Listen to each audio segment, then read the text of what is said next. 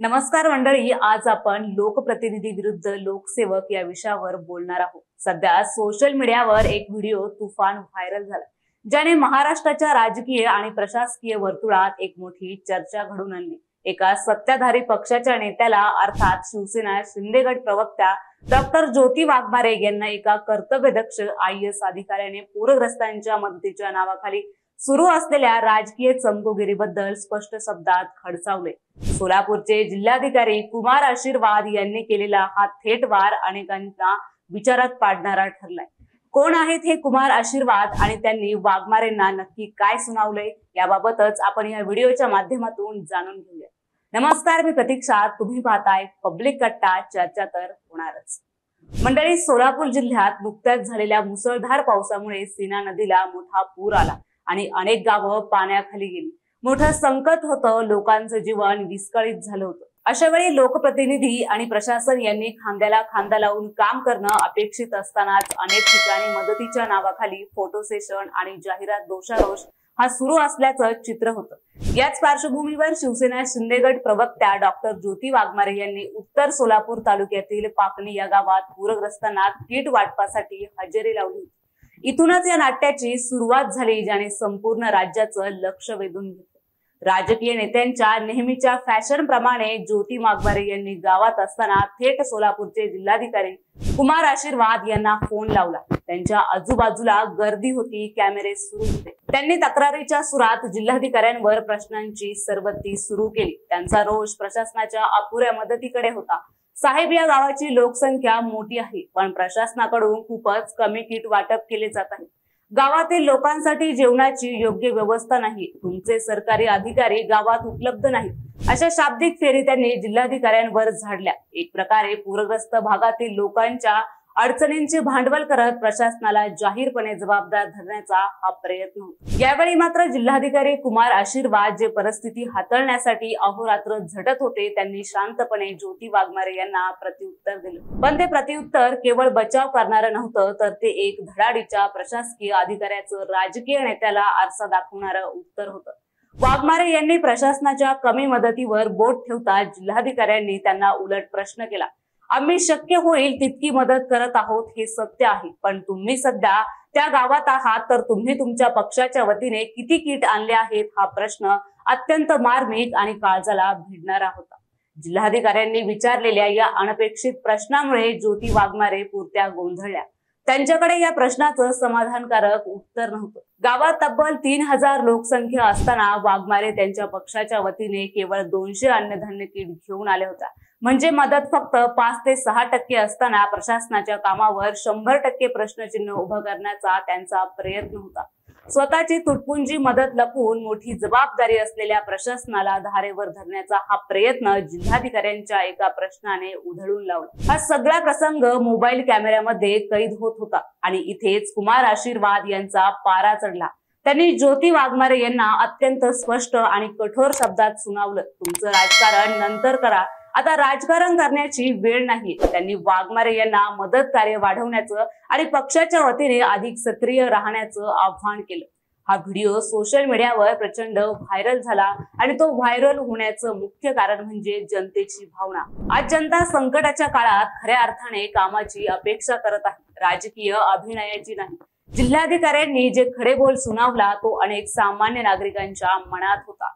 काम करा, दिखावा नको, हा संदेश या क्लिप मधून गेला आणि म्हणूनच सोशल मीडियावर कुमार आशीर्वाद नावाचा दबदबा निर्माण झाला। एका कर्तव्यनिष्ठ अधिकाऱ्याने राजकीय हस्तक्षेपाला आणि देखावगिरीला दिलेला हा सनसनीत जबाब होता। आता हे धडाकेबाज निर्णय घेणारे तसेच राजकीय नेत्याला न घाबरणारे अधिकारी कुमार आशीर्वाद हे नेमके आहेत तरी कोण? त्यांचा प्रशासकीय प्रवास नेमका कसा आहे हे आता आपण जाणून घेऊया। मूळचे झारखंड राज्यातील असलेले कुमार आशीर्वाद सध्या सोलापूरचे जिल्हाधिकारी म्हणून कार्यरत आहेत आणि त्यांच्या कामाच्या पद्धतीमुळे ते अल्पावधीतच चर्चेचा विषय ठरले आहेत। कुमार आशीर्वाद यांचा जन्म 3 ऑक्टोबर 1988 रोजी झारखंड राज्यातील एका छोट्याशा गावात झाला। त्या काळात त्यांचे गाव मूलभूत सुविधांपासून वंचित होतं। गावात वीज असणं ही सुद्धा चैनीची गोष्ट मानली जायची। इंटरनेट, डिजिटल क्रांती या तर फार दूरच्याच गोष्टी होत्या। अत्यंत हालाकीच्या परिस्थितीतून त्यांनी आपल्या शिक्षणाचा पाया रचला। त्यांचा हा सुरुवातीचा संघर्षच त्यांना पुढे कठोर आणि संवेदनशील निर्णय घेण्यासाठी प्रवृत्त करणारा ठरला असावा. बालपण व प्राथमिक शिक्षणानंतर त्यांनी दार्जिलिंग व जमशेदपूर येथे आपलं शालेय शिक्षण पूर्ण केले. प्रत्येक विद्यार्थ्याप्रमाणे त्यांचंही एक स्वप्न होतं इंजिनियर होण्याचं.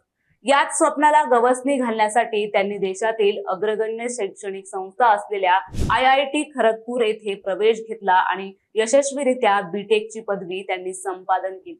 इंजिनियर झाल्यानंतर त्यांनी प्रशासकीय सेवेत येण्याचा निर्णय घेतला.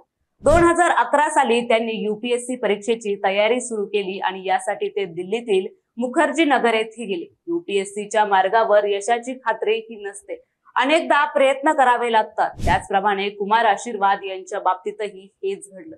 तब्बल 4 वेळा अपयश झाल्यानंतरही ते खचले नाही आणि अखेरीस 5व्या प्रयत्नात त्यांनी घवघवीत यश मिळवले.